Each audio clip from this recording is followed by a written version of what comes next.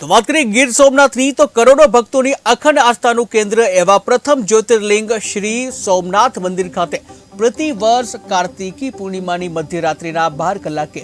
અદ્ભુત ખગોળીય સંયોગ રચાય છે, જેમાં વર્ષમાં માત્ર એક જ વખત ખાસ કાર્તિકી પૂર્ણિમાની રાત્રે ચંદ્રદેવ શ્રી સોમનાથ મંદિરના શિખર ઉપરનું ત્રિશુલ ધ્વજદંડ અને શ્રી સોમનાથ જ્યોતિર્લિંગ એક જ ક્ષિતિજમાં આવે છે।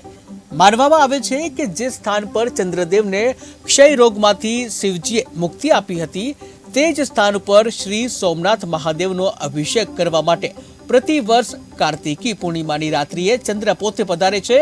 અને પોતાની પ્રભા એટલે કે પોતાની શીતળ ચાંદનીથી શ્રી સોમનાથ મંદિરનો અભિષેક કરે છે। આ સંયોગને ભક્તો અમૃત વર્ષા યોગ તરીકે ઓળખે છે, કારણ કે ભક્તોને પ્રબળ શ્રદ્ધા છે। જ્યારે ચંદ્રદેવ પોતાના નાદ સોમનાથ મહાદેવને પોતાની પ્રભા એટલે કે પ્રકાશથી અભિષેક કરવા પધારે છે, ત્યારે આ અમૃત વર્ષાના દર્શન કરનાર દરેક ભક્તની તમામ મનોકામના પૂર્ણ થાય છે અને ચંદ્રદેવની જેમ ભક્તોની પણ તમામ સમસ્યાઓ સોમનાથ મહાદેવ દૂર કરે છે। ત્યારે અમૃત વર્ષા યોગના દર્શન કરવા દેશ વિદેશમાંથી શ્રદ્ધાળુઓ સોમનાથ પહોંચ્યા હતા,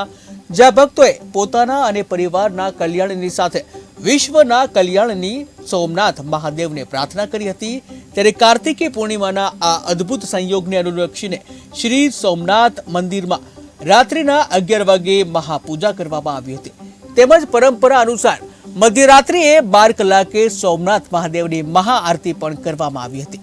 દેશ વિદેશમાંથી આવનાર ભક્તોમાં હર હર મહાદેવ જય સોમનાથનાથથી